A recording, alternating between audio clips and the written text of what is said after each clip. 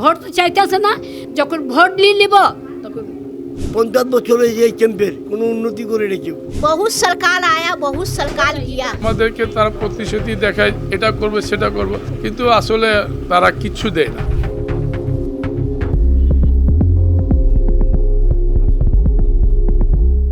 এখানে বাস করছেন প্রায় লক্ষাধিক মানুষ। ঘনবসতিপূর্ণ এলাকা, যেখানে জায়গা সংকট আর কর্মসংস্থানের অভাব নিত্যসঙ্গী।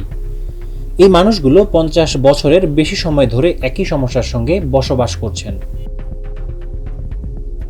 আগে তো আমরা ভোটার ছিলাম না, ভোটার করার পর থেকে আর কি মূলত আমাদের ক্যাম্পে প্রতিনিধিরা আসা শুরু করলো।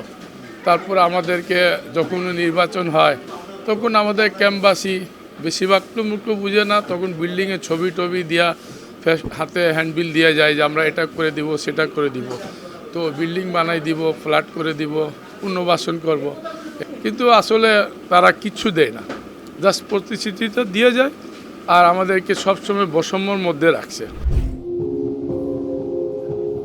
সারা বছরই তারা দুঃখ কষ্টের আলাপ নিয়ে সরব থাকে, তবে নির্বাচনের সময় তা আরও বেশি তীব্র হয়ে ওঠে। প্রার্থীদের প্রচারণায় মুখর হয়ে ওঠে অলিগলি। কিন্তু ভোটের এই উৎসবের মাঝেও মানুষের সমস্যা শেষ হয়নি। হতাশা জমে প্রতিশ্রুতি রক্ষা না হওয়া নিয়ে অভিযোগ গড়ে ওঠে।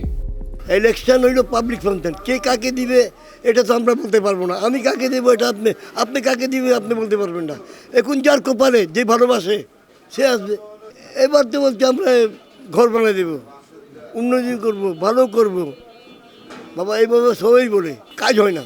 আমাদেরকে এরা মনে করে বিহারি একটা বল ব্যবহার করে ছেড়ে দেয়। এই দীর্ঘ প্রতীক্ষার মাঝেই মানুষের প্রত্যাশা স্পষ্ট। ভোটের আগে দেওয়া প্রতিশ্রুতিগুলো বাস্তবে রূপ পাবে তো? তো কেউ তো কিছু করতেছে না রে বাবা, একটু করে দেখ। ভোট তো চাইতেছে না, যখন ভোট নিয়ে নিব তখন ঘুমাই যাব।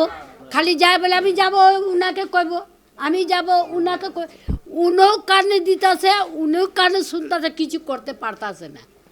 আরে কিছু হাল করেন, যে এখানে ভালো জায়গায় উঠায় বসাই দেন। আমরা আমরা তো খটনেওয়ালা মানুষ আছি। बहुत सरकार आया, बहुत सरकार किया। इस सरकार तो अभी आया है, अब हम लोग का लिए कुछ कर देगा बिहारी के लिए, तो अल्लाह उसको बहुत धन्यवाद करेगा। শুধুমাত্র ভোট নয়, তারা চায় নিরাপদ জীবন, চাকরি, পর্যাপ্ত জায়গা এবং সমাজে সমান অধিকার। একটাও বাস্তবায়ন হয় না। ওনারা অনেক চিজে আশা দেওয়া যায়, আমরা অমুক করে দেবো তমুক করে দেবো। সুস্থভাবে একটা রুজি আয়ের ব্যবস্থা করতে হবে। আমরা ইয়াং জেনারেশন, ছোট ছেলেপেলেরা ওরা শিক্ষা পায় না। জেনেভা ক্যাম্পে থাকার আমাদের ব্যবস্থা নাই, আয় রুজি নাই। তো এখন বর্তমানে এটাও দেখি একজন ভালো প্রার্থী যে আমাদের মনে ভিতরে আছে, এটা ভোটের দিনে যা হবে এটা আমরা বলতে পারবো। কিন্তু যে প্রার্থী ভালো কাজ করবে তাকে ভোট দিব।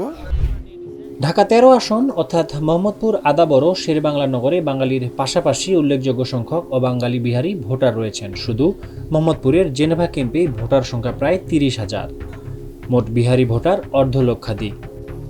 এছাড়া শিয়া সম্প্রদায়, হিন্দু ও খ্রিস্টান ভোটারও রয়েছেন কয়েক হাজার। তাদের উপস্থিতি বদলে দিতে পারে ভোটের সমীকরণ। এই আসনে বিএনপির ধানের শীষের প্রতীকে প্রার্থী হয়েছেন ববি হাজ্জাজ। বিপরীতে 11 দলীয় জোটের প্রার্থী হিসেবে আছেন মামুনুল হক। জোটের কারণে জামায়াত ও ইসলামী আন্দোলনের প্রার্থীরা সরে দাঁড়িয়েছেন আগেই।